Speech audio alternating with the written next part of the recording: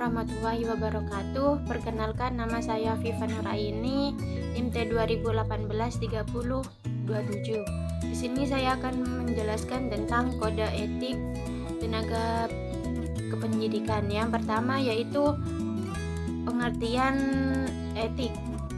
Kata etik berasal dari bahasa Yunani yaitu ethos yang artinya kebiasaan, perasaan, sikap, dan karakter. Sehingga kode etik dapat diartikan adalah sebuah aturan atau pedoman untuk melakukan sesuatu. Konsep dasar kode etik profesi yang merupakan landasan bagi setiap profesi, khususnya di profesi kependidikan. Yang kedua yaitu tujuan kode etik. Secara umum, tujuan kode etik yaitu ada 5. Yang pertama, menjaga martabat dan kehormatan tenaga kependidikan. Yang kedua, membangun kepribadian tenaga kependidikan agar menjadi akhlak mulia. Yang ketiga yaitu menciptakan lingkungan yang kondusif di lingkungan lembaga. Yang keempat, menciptakan hubungan yang harmonis antara tenaga kependidikan dengan guru, tenaga kependidikan dengan siswa, dan masyarakat.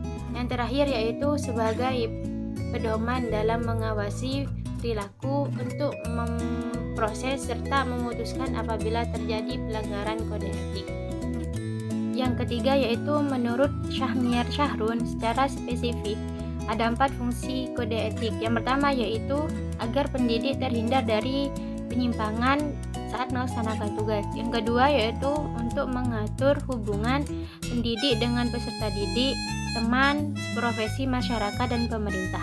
Yang ketiga yaitu sebagai pegangan dan pedoman tingkah laku pendidik. Yang keempat sebagai petunjuk arah.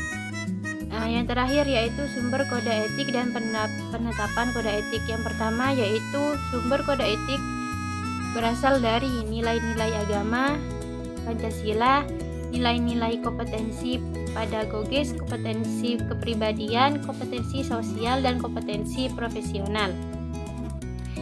Yang terakhir yaitu penetapan kode etik.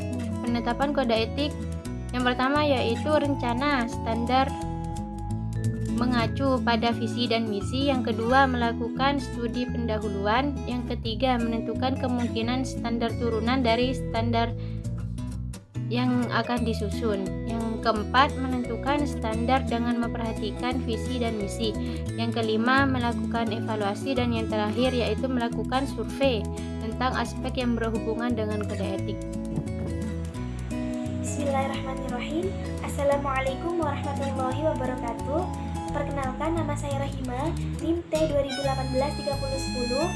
Di sini saya akan melanjutkan pemaparan terkait topik kode etik pendidik dan tenaga kependidikan yang sebelumnya tadi sudah disampaikan oleh saudari Afi. Di sini saya akan membahas yang pertama yaitu rumusan kode etik guru di Indonesia. Nah, kode etik guru di Indonesia itu dirumuskan dalam Kongres PGRI ke-8 pada tanggal 21 sampai 25 November tahun 1975. Kemudian disempurnakan kembali pada Kongres PGRI ke-16 pada tahun 1989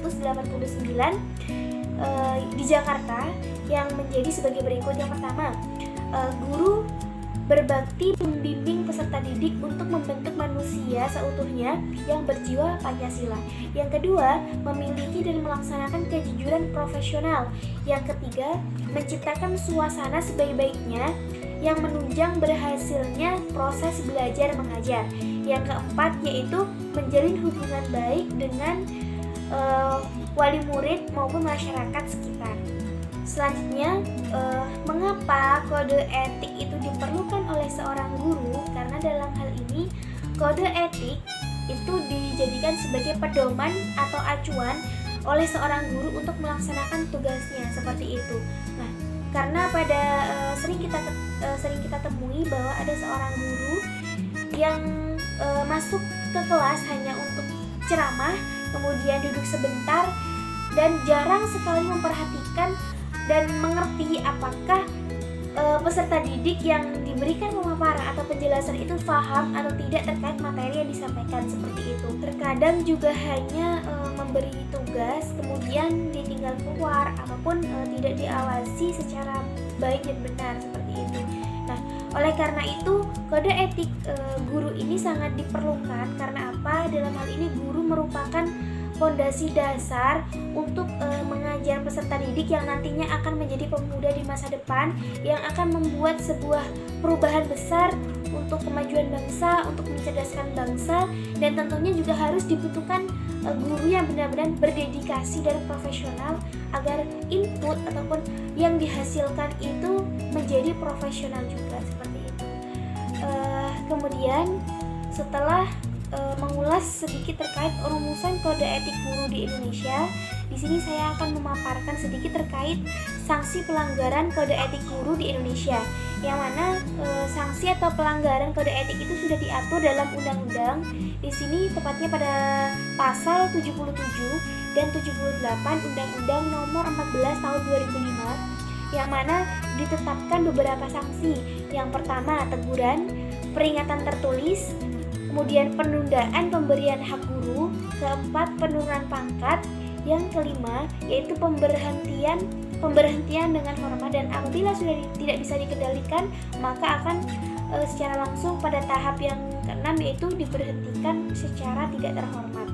Kemudian ada beberapa upaya yang dapat dilakukan untuk mengatasi pelanggaran kode etik. Yang pertama, benar-benar menindak tegas oknum yang telah melakukan pelanggaran berat.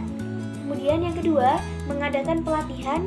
Yang ketiga yaitu pembelajaran harus sesuai dengan HMM atau harkat martabat manusia dan lain sebagainya. Mungkin itu dari saya yang dapat saya paparkan. Kurang lebih mohon maaf. Wassalamualaikum warahmatullahi wabarakatuh.